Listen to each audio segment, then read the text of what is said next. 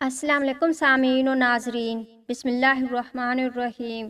मोहतरम नाजरीन, मिसवाक के बारे में 3 अहदीस मुबारका मुलाहजा फरमाएँ।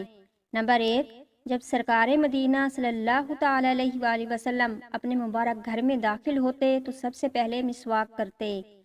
नंबर 2, जब सरकार नामदार सल्लल्लाहु तआला अलैहि वसल्लम नींद से बेदार होते तो मिसवाक करते। नंबर 3, रसूलुल्लाह सल्लल्लाहु तआला अलैहि वसल्लम ने फरमाया, तुम मिसवाक को लाजिम पकड़ लो कि ये मुंह को पाक करने वाली और रब ताला को राज़ी करने वाली है। कुव्वत हाफ़िज़ा के लिए मोहतरम नाजरीन, मिसवाक में बेशुमार दीनी और दुनियावी फ़वाइद हैं। इसमें मुअत्तदद कीमियावी अज्जा हैं जो दांतों को हर तरह की बीमारी से बचाते हैं। हाशियतुत तहावी में है, मिसवाक से कुव्वत हाफ़िज़ा बढ़ती, दर्द सर दूर होता और सर की रगों को सुकून मिलता है। इससे बलगम दूर, नज़र तेज़, मैदा दुरुस्त और खाना हज़म होता है। अकल बढ़ती है, बच्चों की पैदाइश में इजाफा होता, बुढ़ापा देर में आता और पीठ मजबूत होती है। मुंह के छाले का इलाज। इतबा का कहना है, बाज़-औक़ात गर्मी और मैदा की तेज़ाबियत से मुंह में छाले पड़ जाते हैं और इस मर्ज़ से ख़ास किस्म के जरासीम मुंह में फैल जाते हैं। इसके लिए मुंह में ताज़ा मिसवाक मलें और उसके लुआब को कुछ देर तक मुंह के अंदर फिराते रहें। इस तरह कई मरीज़ ठीक हो चुके हैं। टूथब्रश के नुकसानात।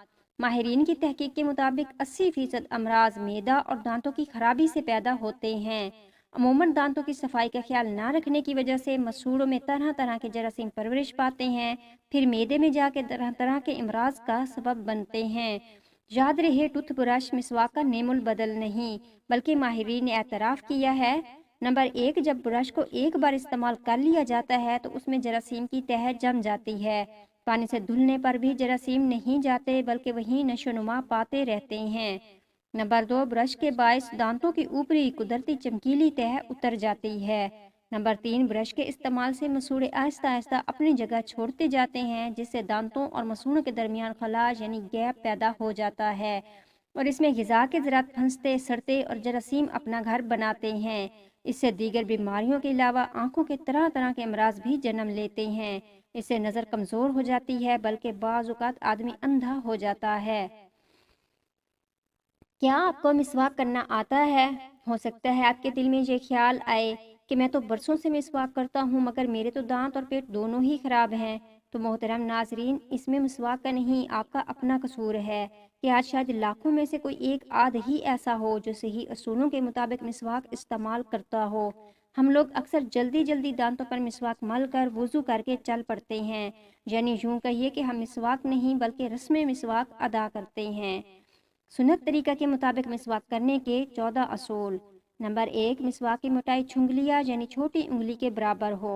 नंबर 2, मिसवाक एक बालिश्त से ज़्यादा लंबी ना हो, वरना उस पर शैतान बैठता है।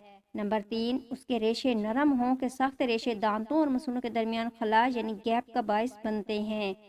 नंबर 4, मिसवाक ताज़ा हो तो खूब, वरना कुछ देर पानी के गिलास में भिगोकर नरम कर लीजिए।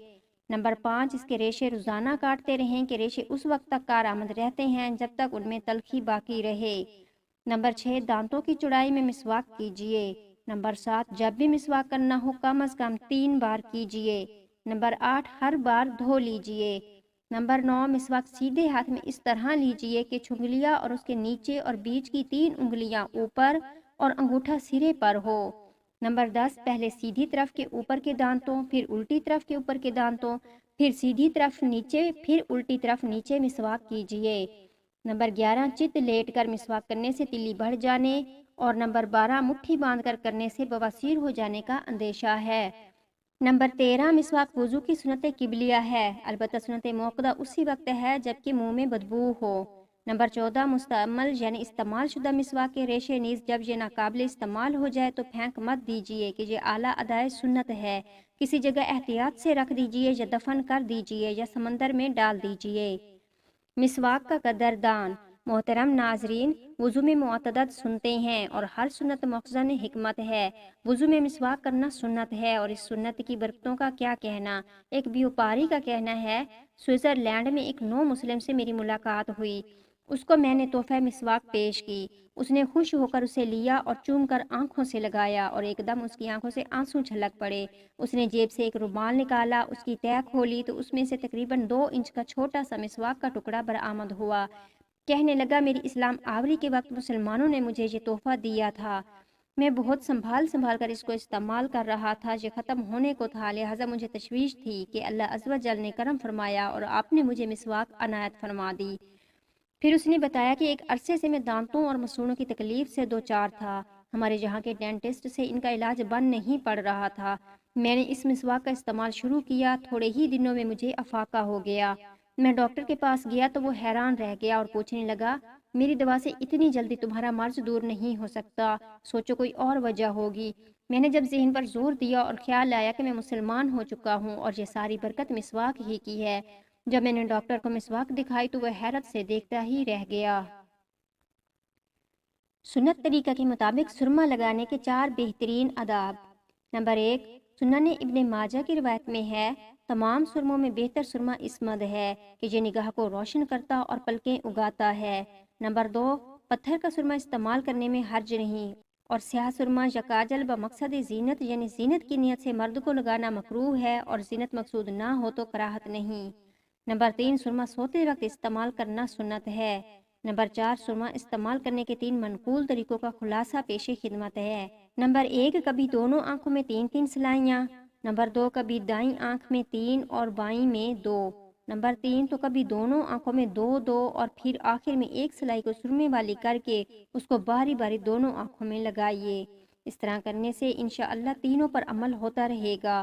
محترم ناظرین، تکریم کے جتنے بھی کام ہوتے سب ہمارے پیارے آقا صلی اللہ تعالیٰ علیہ وآلہ وسلم سیدھی جانب سے شروع کیا کرتے، لہٰذا پہلے سیدھی آنکھ میں سرما لگائیے، پھر بائیں آنکھ میں۔ جزاک اللہ خیرن کثیرن۔ محترم ناظرین، ویڈیو دیکھنے کا بہت شکریہ۔ اگر آپ کو ویڈیو پسند آئی ہے تو ویڈیو کو لائک، کمنٹ اور اپنے دوستوں کے ساتھ بھی شیئر کریں۔ چینل کو ضرور سبسکرائب کر دیں تاکہ ہماری تمام ویڈیوز کا نوٹیفیکیشن آپ کو ملتا رہے۔ ملتے ہیں اگلی ویڈیو میں، تب تک کے لیے اللہ حافظ۔